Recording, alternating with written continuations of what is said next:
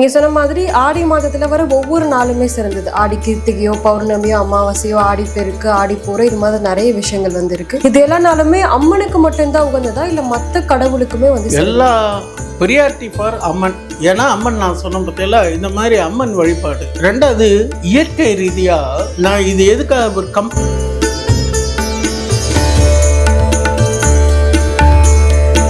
இப்ப பொதுவா ஆடி மாதத்துல வீட்டுல எந்த மாதிரி விஷயங்கள்லாம் செய்யலாம், எந்த மாதிரி விஷயங்கள்லாம் செய்யக்கூடாது? ஆடி மாசத்தை பொறுத்தவரையிலும் திருமண நிகழ்ச்சிகள் போன்ற சுபகாரியங்கள் செய்ய மாட்டாங்க. அப்போ ஒரு வளைகாப்பு சீமந்தம், இந்த மாதிரி புண்ணியாவதம்,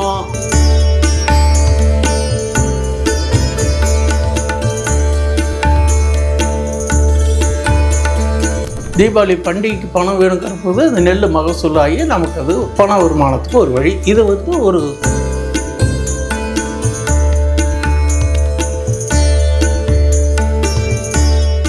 கட்டுமானத்தின் வலிமை, கட்டிடங்களின் பாதுகாப்பு. ஸ்ரீ துர்கா டிஎம்டி கம்பிகள்.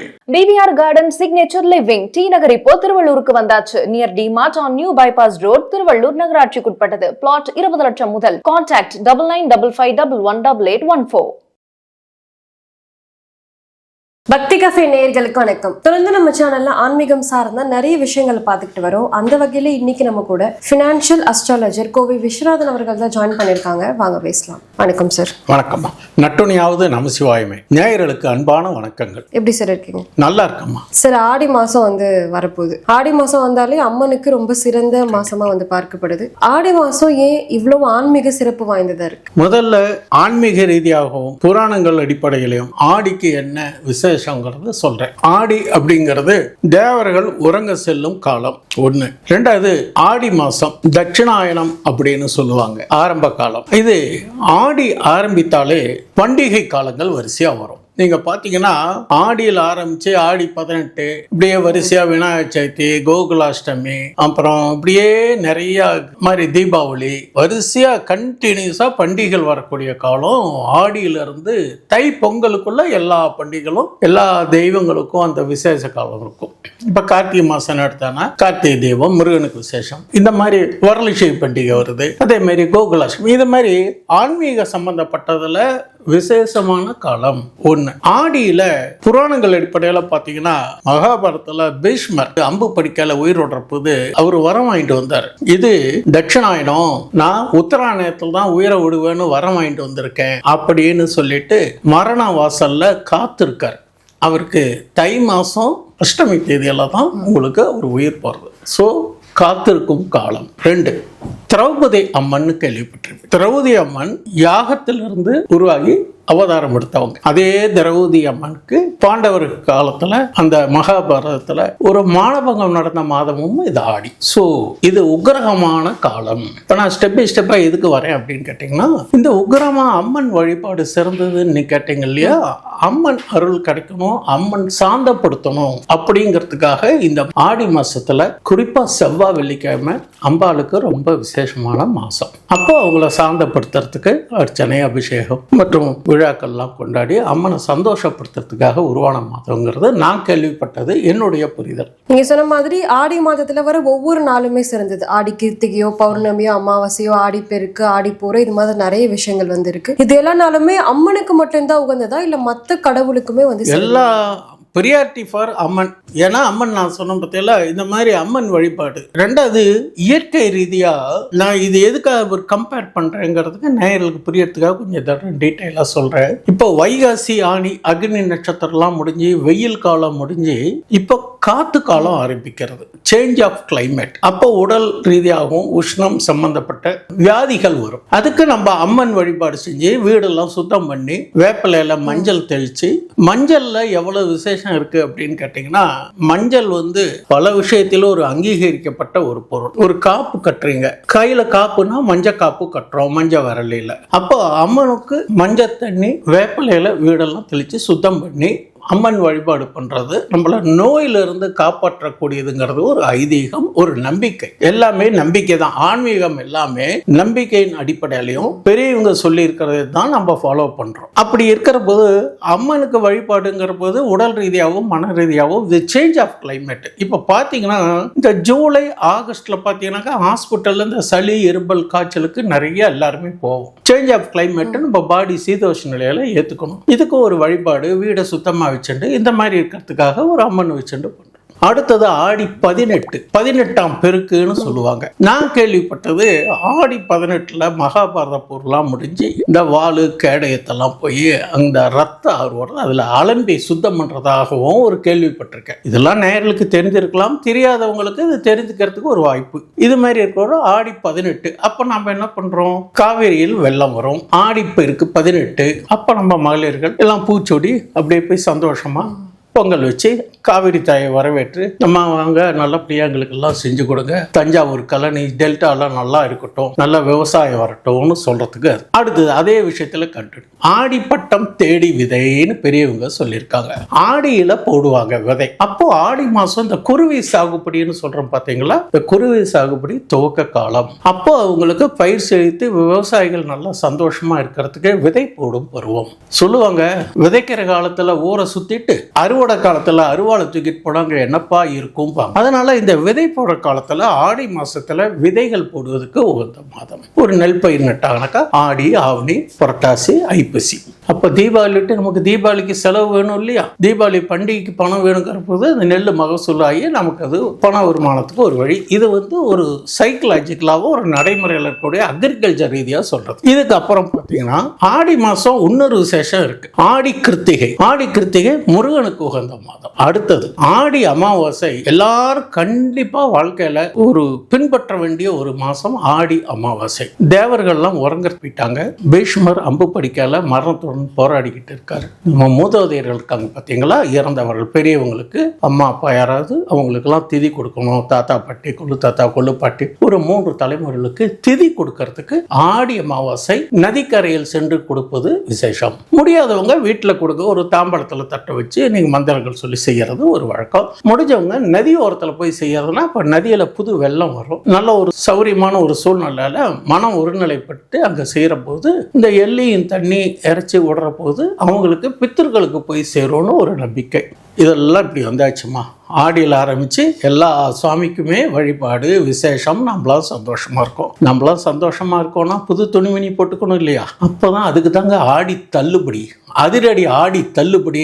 1 வாங்கினால் 3 இலவசம். ஏன் ஆடியில தள்ளுபடி கொடுக்கறாங்கன்னா இந்த ஆன்மீக அடிப்படையில கமர்ஷியலா நான் சொல்றேன். ஏன் மார்கழி தள்ளுபடின்னு போட்டா விற்காதா?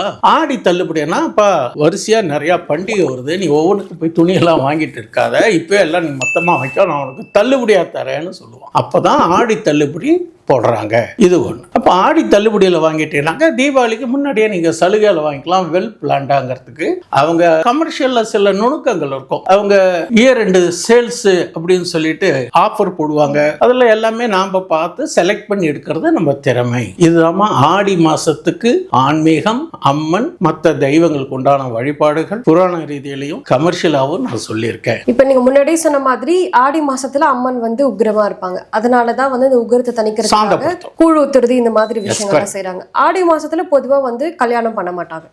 ஏன்னா அது அறிவியல் சார்ந்த நிறைய காரணங்கள் இருக்கு. இருந்தாலும் ஆடி மாசத்துல நம்ம ஏதாவது தொழில் தொடங்குறோம் இல்ல வேற ஏதாச்சும் நல்ல விஷயம் தொடங்கலாமா, நல்லது நடக்குமா? ஆடி மாசத்துல புது வீடு போக மாட்டாங்க, திருமண நிகழ்ச்சிகள் செய்ய மாட்டாங்க. அதுல விஞ்ஞான ரீதியாகவும் மன ரீதியாகவும் உடல் ரீதியாகவும் உங்களுக்கு எல்லாத்துக்குமே நேரில் எல்லாத்துக்கும் தெரிஞ்சிருக்கலாம். ஆடியில புதுமண தம்பதிகள் அம்மா வீட்டுக்கு போயிடுவாங்க. ஏன்னா ஆடியிலிருந்து சித்திரை 10வது மாதம். சித்திரை மாதம் என்பது அக்னி நட்சத்திரத்துக்குரிய காலம். அப்ப சில சிரமங்களுக்கு உடல் உபாதைகள் அந்த உக்கிரத்தை சந்திச்சு நம்ம உடல் ரீதியா அதை ஃபேஸ் பண்ண முடியாதுங்கிறதுனால தான் அந்த புதுமண தம்பதிகளை அந்த காலத்திலேயும் சரி பெரியவங்க எல்லாம் அம்மா வீட்டுக்கு போவாங்க. ஆடி சீர்குட்டியை கொடுக்கறாங்க. இதெல்லாம் ஒரு சம்பிரதாய முறையில செஞ்சிருக்கு. இப்ப பொதுவா ஆடி மாதத்துல வீட்டுல எந்த மாதிரி விஷயங்கள்லாம் செய்யலாம், எந்த மாதிரி விஷயங்கள்லாம் செய்யக்கூடாது? ஆடி மாசத்தை பொறுத்தவரையிலும் திருமண நிகழ்ச்சிகள் போன்ற சுபகாரியங்கள் செய்ய மாட்டாங்க. அப்போ ஒரு வளைகாப்பு சீமந்தம் இந்த மாதிரி புண்ணியாவஜனம் ஆயுஷோமம் இதெல்லாம் செய்யறதை பத்தி பிரச்சனை இல்லை. ஏன்னு கேட்டேன்னா அது நட்சத்திரங்கள் அடிப்படையிலையும் அந்த வைதிக அடிப்படையிலும் தீர்மானிக்கப்பட்டது அந்த மாசத்தை சம்மந்தம். ஆனால் திருமணம் அப்படிங்கிறது இது ஒரு பக்தி செலுத்தக்கூடிய காலம். இந்த ஆடி மாசத்துல இந்த மாதிரி வழிபாடு முறைகள்லாம் இருக்கிற போது நாம் அதுக்கு அடுத்த ஆடி போய் ஆவணி வருது, ஆடி போய் ஆவணி வருதுன்னு நம்ம கேள்விப்பட்டிருக்கோம். சில திரைப்படம்லாம் கூட இந்த ஆவணிக்கு ஒரு முக்கியத்துவம் கொடுப்பாங்க. அப்போ ஆடி போய் ஆவணியில கல்யாணம், அப்போ படிக்க வேண்டியது இதெல்லாம் ரொட்டீனா இருக்கிறதெல்லாம் இருக்கலாம். சுப நிகழ்ச்சிகள், வீடு கிரகப்பிரவேசம் பண்றது, வீடுக்கு கால் போடுறது, மேக்சிமம் பார்த்தீங்கன்னா அந்த மாதிரி காலத்துல உங்களுக்கு வாய்ப்புகள் குறைவாக இருக்கும். ரெண்டாவது ஆடி மாசம் பருவ காலநிலைக்கு அடிப்படையில் விதை போடுவதற்கு ஏற்ற காலம். அப்போ இந்த கேலண்டர் பார்த்தீங்கன்னா, இப்போ இந்த கேலண்டருக்கு பார்த்தீங்களா அதில் எவ்வளவு விஷயங்கள் இருக்குங்கிறது நிறைய பேருக்கு தெரியறது இல்லை. அதில் பார்த்தீங்கன்னாக்கா ஒரு அம்பு இப்படி நேராக இருக்கும், அம்புக்குறி, இன்னொரு அம்புக்குறி கீழ் நோக்கி இருக்கும், இந்த பக்கம் ரெண்டு பக்கம் அம்புக்குறி சமமாக இருக்கும். அப்படி மேல் நோக்கி இருக்கிறதுனா மேல் நோக்கு நாள், பூமியில் விதை போட்டு மேல் வரக்கூடியது நெல் பயிர், இது மாதிரி எல்லாம் மேலே போடும். கிழங்கு வகைகள் மற்றும் இந்த கடலை இது மாதிரிலாம் பார்த்தா கீழ் நோக்கு நாளில் தான் விதை போடணும் அப்படிம்பாங்க. இந்த சமநோக்கு நாள்னு இருக்கு பார்த்தீங்களா, இந்த சமநோக்கு நாளில் இந்த அவரை, புடலங்காய், கொத்தவரங்காய், இது மாதிரி பரங்கி செடி, இது மாதிரி விதையெல்லாம் போடுவாங்க. அப்போ அது ஒரு 3 மாசத்துல வரப்போகுது ஆடி ஆவணி புரட்டாசி. புரட்டாசியிலிருந்து தீபாவளிக்கு நம்ம ஹாப்பியாக சந்தோஷமாக திருவிழா கொண்டாடுறதுக்கு அது வெள்ளாமை கொடுக்குங்கிறது இதுக்கெல்லாம் ஒவ்வொன்றுக்கும் இருக்குது. அதனால மேல் நோக்கு நாள், கீழ் நோக்கு நாள், சமநோக்கு நாள், இது மாதிரி அடிப்படையில் செய்கிறது. அதனால ஆடிப்பட்டம் தேடி விதை. ஆடியில் காற்றும் அதிகமாக இருக்கும். இன்னொரு விஷயம், நீங்கள் இயற்கையாக நீங்கள் இயற்கையோடு ஒன்றி இருந்தால் கிராமப்புறத்தில் உங்களுக்கு ரசிச்சிருப்பீங்க. இந்த ஆணி எண்டு ஆடியில் பார்த்தீங்கன்னா வெள்ளம் வரும் அப்படிங்கிறதுக்காக இந்த குயில் காலையில் 5 மணிக்கெல்லாம் அலாரம் வச்ச மாதிரி கத்த ஆரம்பிச்சிடும், கூவும். அந்த குரல் பார்த்தீங்கன்னா நான் புரிஞ்சுட்டது என்னன்னா, ரசிச்சது நான் கிராமத்தில் வளர்ந்தவர், அதனால அந்த ஆடி மாதம் வருங்கிற போது அந்த குயில் கத்திட்டுனா வெள்ளம் வரும் அப்படின்னு. ஏன் அந்த மாதம் மட்டும், அந்த ஒரு மாதம் மட்டும்தான் அது கத்தும், மீதி நாளில் நீங்கள் கோயில் சத்தம் கேட்க முடியாது. கோயில் கூவுறதுன்றாங்க இல்லையா, அப்போதான் அந்த சத்தம். அப்போ வெள்ளம் வர்றதுக்கு அறிகுறி என்னன்னு கேட்டிங்கன்னா, ஒரு நகைச்சுவையாகவும் சொல்லலாம், ஒரு கருத்தாழமிக்க செய்தி என்னன்னு கேட்டிங்கன்னாக்கா, ஆண் கோயில் பெண் கோயில் இதில் ஒரு கோயில் இந்த வெள்ளத்தில் அடிச்சுட்டு போயிடுதுன்னு ஒரு சமாச்சாரம் சொல்லுவாங்க. அதற்காக அது தன்னுடைய துணையை தேடி கூப்பிடுறதுக்கும் அந்த ஒரு கருத்து சொல்லுவாங்க. இதெல்லாம் கிராமப்புறத்தில் சொல்கிற விஷயம். இந்த காலத்தில் போய் அதெல்லாம் இன்னைக்கே நடந்துன்னு தான் இருக்கு. இன்னைக்கும் பாருங்க, சென்னையில கூட காலையில பாத்தீங்கன்னா 5:30 மணிக்கு கோயில் சத்தம் போட்டுக்கிட்டு தான் இருக்கு. காக்கா 6 மணிக்கு தான் காக்கா குருவி கத்தும். இந்த கோயில் மட்டும் 5:30 மணிக்கே அலாரம் கொடுத்து ஓஞ்சி போயிடும் ஒரு மணி நேரத்தில். அப்போ வெள்ளம் வருதுங்கிறதுக்கு சிம்டம்ஸும் ஒரு பறவைகள் கூட காமிக்கிறது. ஆனால் ஆடி மாதம் மட்டும்தான். ஆடி மாதம் முடியறதுக்குள்ள இந்த ஒரு விஷயம் மறக்காம பண்ணிடுங்க அப்படின்னா நீங்க எந்த விஷயங்கள் சொல்லுங்க? என்னுடைய கருத்து, பித்திருக்களுக்கு தர்ப்பணம் செய்ய வேண்டியது முதல் விஷயம். ஆடி மாதம் அம்மன் வழிபாடு, செவ்வாய் வெள்ளி ஏதோ உங்களுக்கு சௌகரியப்பட்ட நேரத்தில் அம்மன் வழிபாடை செய்யறது உங்களுக்கு ஆரோக்கியத்தை கொடுக்கும், நல்ல ஒரு சூழலை கொடுக்கும். ஆடி மாதம் மகாலட்சுமிக்கே வழிபாடு பண்றது ரொம்ப விசேஷம். அதனால அம்மன் வழிபாடு, பித்திருக்கள் தர்ப்பணம், ஆடி மாதம் தை அமாவாசை, அதே மாதிரி ஆடி அமாவாசை கண்டிப்பாக வழிபடுவது என்பது உங்களுக்கு பெரியவர்களுடைய ஆசி கிடைக்குங்கிறது ஒரு யதார்த்தமான நம்பிக்கை. ஆடி மாதத்தை பத்தி நிறைய விஷயங்களை சொன்னீங்க, ரொம்பவே நன்றி. வாய்ப்பு கொடுத்தமைக்கு நன்றி, வணக்கம். இன்னைக்கு இந்த பதவியில ஆடி மாத சிறப்பை பத்தி நிறைய விஷயங்களை பார்த்தோம். தொடர்ந்து இது போன்ற வீடியோக்களுக்கு பக்தி கஃபே சேனலை சப்ஸ்கிரைப் பண்ண மறக்காதீங்க. இன்னொரு வீடியோவில் சந்திக்கிறேன். நன்றி. இந்த வீடியோ உங்களுக்கு பிடிச்சிருந்தா லைக் பண்ணுங்க, ஷேர் பண்ணுங்க, கமெண்ட் பண்ணுங்க. மறக்காம பெல் பட்டனை கிளிக் பண்ணிட்டு பக்தி கஃபே தமிழ் சேனலை சப்ஸ்கிரைப் பண்ணிடுங்க.